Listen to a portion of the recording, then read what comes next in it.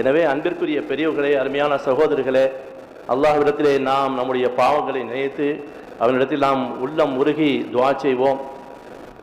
நான் மிகவும் பலகீனமானவன், ஆனால் அதே நேரத்தில் இங்கே எத்தனைய சீதேவிகள் இருப்பார்கள், அருமையான சாதாத்மார்கள், செய்து சாதாத்மார்கள் இருப்பார்கள், அன்பிற்குரிய உஸ்தாத்மார்கள் இருக்கின்றார்கள், தினமும் தஹஜ்ஜுத் தொழுகையை தொழக்கூடிய சீதேவிகள் இங்கே இருக்கின்றார்கள். நாயகம் ஸல்லல்லாஹு அலைஹி வஸல்லம் அவர்களுடைய புனிதமான அந்த லிக்காவை கனவிலும் நனவிலும் பார்த்த சீதேவிகள் இங்கே இருப்பார்கள். குத்துபுனா கௌசுல் ஆலம் அவர்களுடைய அருளை பெற்றவர்கள் இங்கே இருப்பார்கள்.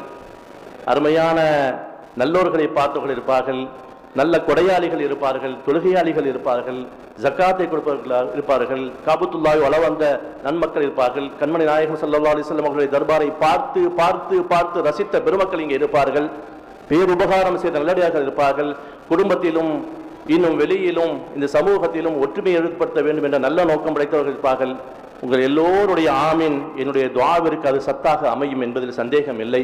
எனவே அறிவிலும் ஆற்றலிலும் அமலிலும் வணக்கத்திலும் தரஜாவிலும் மிக குறைந்த எண்ணெய் இங்கே நிறுத்தப்பட்டிருக்கின்றது என்று சொன்னால் இது நான் என்னுடைய விருப்பத்தின் அடிப்படையில் அல்ல. இந்த புனிதமான மஜ்லிஸை உலகம் முழுக்க உணர்ந்தவர்கள் எல்லாம் ஒவ்வொருவரும் அவர்களுடைய அலைபேசியின் மூலமாக சொன்னார்கள். எனவே அந்த தர்ஜாவை நான் பெற்றிருக்கின்றேன். அந்த பெரியவர்களும் நாதாக்களும் கண்மணி நாயகம் ஸல்லல்லாஹு அலைஹி வஸல்லம் அவர்களை கனவில் பார்த்து அவர்களை நனவில் பார்த்த நல்லவர்கள் எல்லாம் ஏன் இந்த மஜ்லிஸிலே எந்த தகுதியையும் நான் எனக்கு அடையவில்லை. ஆனால் இந்த நல்லவர்களுடைய அந்த ஒரு பெரிய பாக்கியம் கிடைக்கின்றது என்ற அடிப்படையில் இது எனக்கு வாய்ப்பு தரப்பட்டிருக்கின்றது.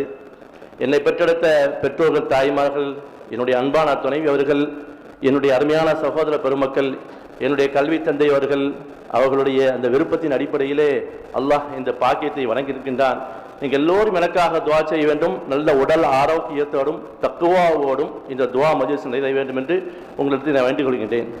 எனவே அன்பிற்குரிய சகோதர பெருமக்களே, எத்தனையோ மக்கள் தொலைபேசியில் வளமையாக ஒவ்வொரு முறையும் இங்கே உலமா பெருமக்களிடத்திலே துஆ சொல்லக்கூடிய உலமா பெருமக்களிடத்திலே வேண்டுவார்கள்.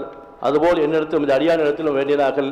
ஃபோன் மூலமாகவும் நேரிலும் தொலைபேசியிலும் இன்டர்நெட் மூலமாகவும் வாட்ஸ்அப் மூலமாகவும் இன்று காலை வரை அவர்கள் வேண்டிக் கொண்டே இருந்தார்கள்.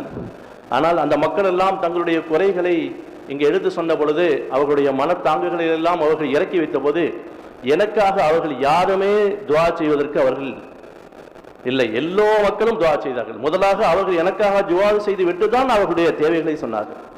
அந்த எல்லா சீடர்களுடைய அவர்களுடைய நாட்டங்கள் எல்லாம் நிறைவேற்றப்பட வேண்டும். அவர்களுக்கு நான் என்னுடைய பெற்றோர்களின் சார்பிலும் என்னுடைய குடும்பத்தின் சார்பிலும் அவர்களுக்கு ஜஸாக்குமுல்லாஹு ஹைரா என்ற அந்த நன்றியை தெரிவித்துக் கொள்கின்றேன். அந்த மக்கள் எல்லாம் எல்லோரும் நல்லா வாழ வேண்டும். சில மக்கள் உடல் ஆரோக்கியத்திற்காக கேட்டார்கள். சில மக்கள் நீரழிவு நோய், டயாலிசிஸ் போன்ற நோயில் இருக்கின்றோம், நாங்கள் கஷ்டப்பட்டு கொண்டிருக்கின்றோம். சில மக்கள் குமர் கரை செய்தாமல் இருக்கின்றது, நீங்கள் நல்ல அவர்களுடைய குமருடைய காரியங்கள் சிறப்பாக அமைய வேண்டும். சிலர்கள் எங்களுக்கு நல்ல கணவன் அமைய வேண்டும், நல்ல மனைவி என் பிள்ளைக்கு அமையணும்னு சொன்னாங்க. சில பிள்ளைகள் பிள்ளைகள் படிச்சுட்டு இருக்கிறாங்க, ஹிஃபுல் ஓதிட்டு இருக்கிறாங்க, அவங்களுக்காக துஆ செய்யுங்க. பிள்ளைகள் ரொம்ப மன வளர்ச்சி கொண்டு இருக்கிறாங்க. இன்னும் சில பிள்ளைகள் கூவத்தான ஹாஃபில்களாக வேண்டும் சொன்னாங்க. ஹார்ட் அட்டாக் பாதிக்கப்பட்டவங்க இருக்கிறாங்க, இருதய நோய் உள்ளவங்க இருக்கிறாங்க.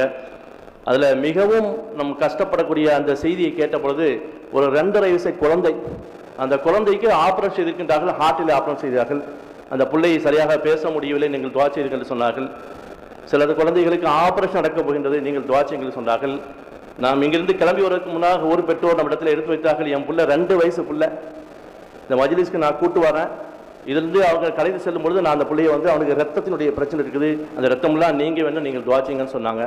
இப்படி பல்வேறு அவர்களுடைய குறைகள் எல்லாம் சொன்னார்கள். இன்னும் சில மக்கள் சொன்னார்கள், வீட்டுக்கு நேரடியாக சொன்னார்கள், என்னுடைய மகனுக்கு நான் திருமணம் செய்து கொடுத்தேன், குழந்தை பாக்கியம் இல்லை. அதை நினைத்து நினைத்து அவன் நினைவை விட்டு விட்டான். அவன் நினைவை விட்டு என்ன சொன்னா, எனக்கு ரொம்ப கஷ்டமா இருக்குன்னு அழுது வடித்தார் ஒரு சகோதரர். இன்னும் சில சகோதரர்கள் சொன்னார்கள், என் பிள்ளைக்கு மிகவும் ஆட்கொள்ளி நோயாகக்கூடிய இந்த கேன்சரால் பாதிக்கப்பட்டிருக்கிறாங்க, சில கட்டி இருக்குது, அது எந்த சந்தேகத்திற்கு இடமாக இருக்கு, நீங்கள் துஆ செய்யுங்கள் சொன்னாங்க. இன்னும் சிலர்கள் எங்களுடைய ஷேகுமார்கள் நிறைய கொடை கொடுத்திருக்கின்றார்கள், கடன் கொடுத்திருக்கிறாங்க, அந்த கடனை திருப்பி தந்தால் நான் இந்த சமுதாயத்திற்காக செய்வேன் என்று சொன்னார்கள். உஸ்தாத்மார்கள் சில வேண்டுதலை வைத்தார்கள். இப்படி பல்வேறு வயிற்று வலி பிரச்சனை, கால் வலி பிரச்சனை, பல்வேறு. நான் இங்கே எதையாவது மறந்துவிட்டால் தயவுசெய்து நீங்கள் பொறுத்தள்ளி உங்களுடைய அந்த எல்லா வேண்டுதல்களையும் இங்கே நான் வைக்கின்றேன். நான் நியத்து வைத்து நீங்கள் சொல்லும் பொழுதெல்லாம். எனவே நம்முடைய துஆக்கள் ஏற்றுக்கொள்ளப்பட வேண்டும் என்று அல்லாஹ் அவனிடத்தில் நாம் வேண்டிக் கொள்வோம். இன்ஷா அல்லாஹ் இந்த துஆவை நாம் எல்லோரும் ஒன்றாக சேர்ந்து கேட்போம். அல்லாஹ் இந்த இடத்தில் நாம் கடந்து செல்வதற்கு முன்னால் நம்முடைய துஆக்கள் எல்லாம் ஒப்புக்கொள்ளப்பட்ட துஆக்களாக ஆக்கி வைப்பான்.